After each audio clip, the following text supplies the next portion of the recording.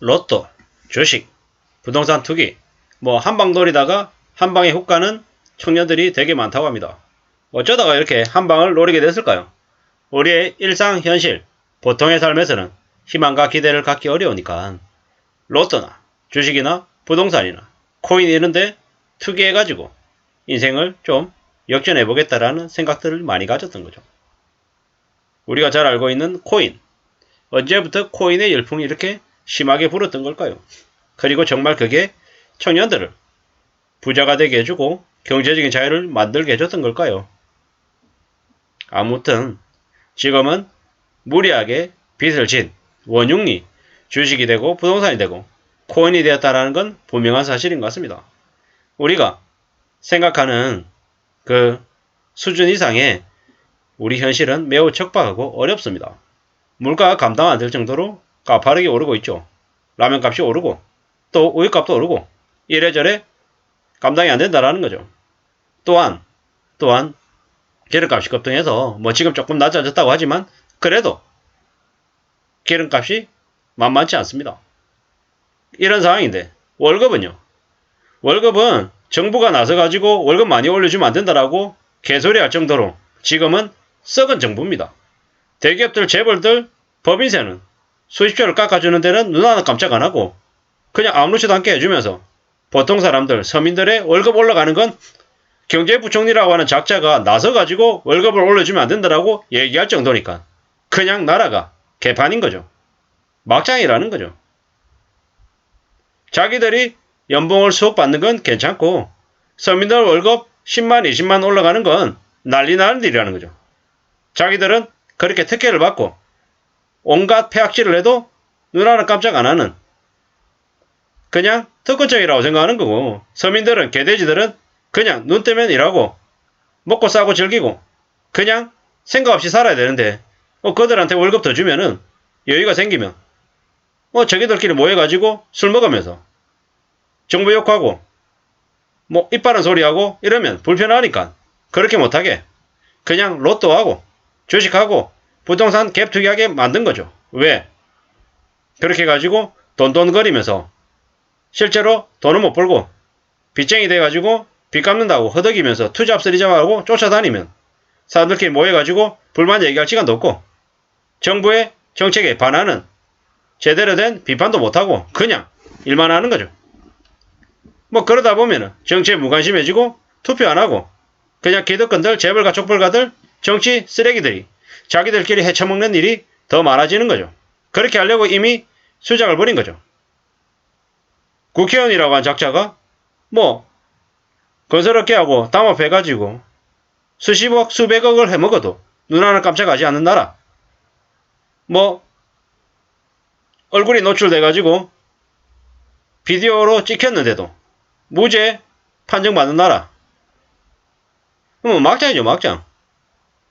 이런 나라에서 힘없는 정말 착취당하고 뜯기기만 하는 2030들이 현실이 너무 척박하고 암담하니까 어떻게든 좀 희망을 가져보겠다라고 딴 데 한눈 팔다가 저렇게 로또, 주식, 코인, 부동산에 빠져서 비트로 전락해서 망가지고 있는 거죠. 참 무서운 얘기입니다. 무서운 얘기.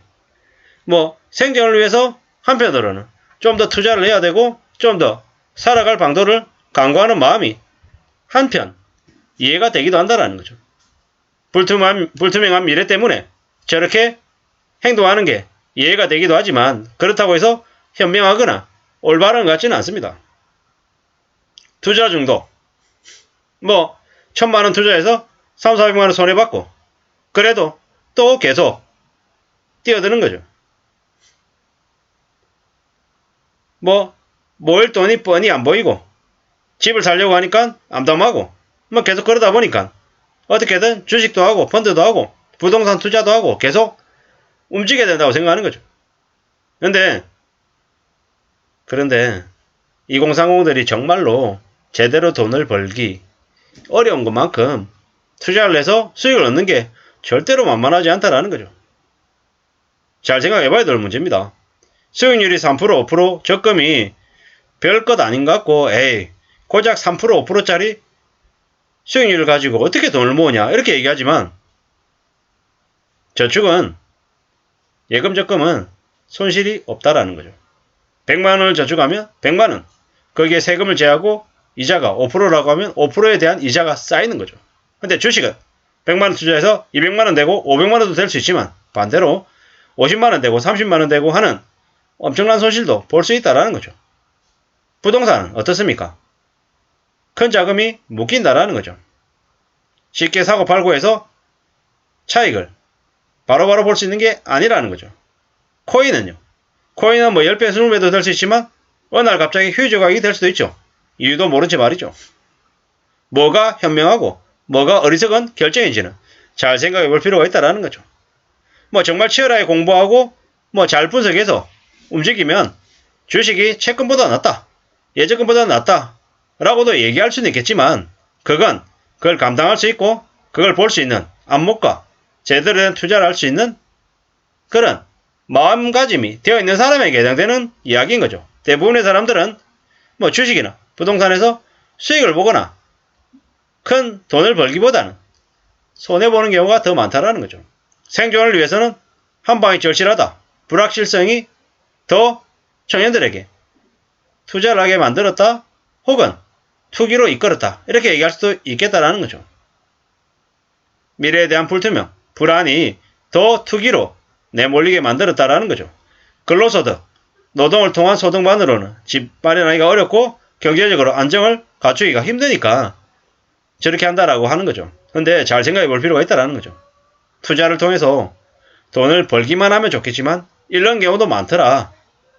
그러면 자기가 원하는 대로 삶이 흘러가지 않을 수도 있겠다라는 거죠.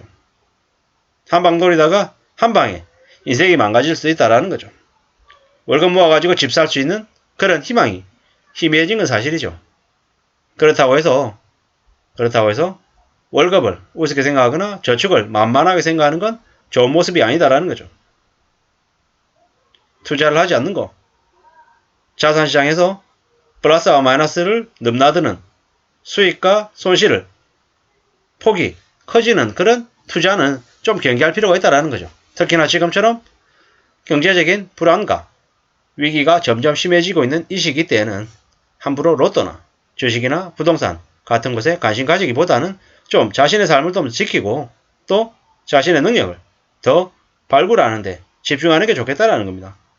20대, 30대 청년분들은 조금 삶을 조금 더 멀리 내다보고 준비하는 게 낫겠다라는 겁니다. 우리가 인생을 올해만 살고 내년까지만 살고 끝내는 게 아니라 적어도 수십 년 이상을 계속 살아가야 되는데 그러면 정말 주식으로 부동산으로 돈을 많이 버는 게 중요하냐 아니면 가늘고 길지만 오래오래 동안 자신의 자산을 안정적으로 축적해 나가는 게 중요한지 잘 생각해 볼 필요가 있다는 말씀을 드리면서 마칠까 합니다. 감사합니다.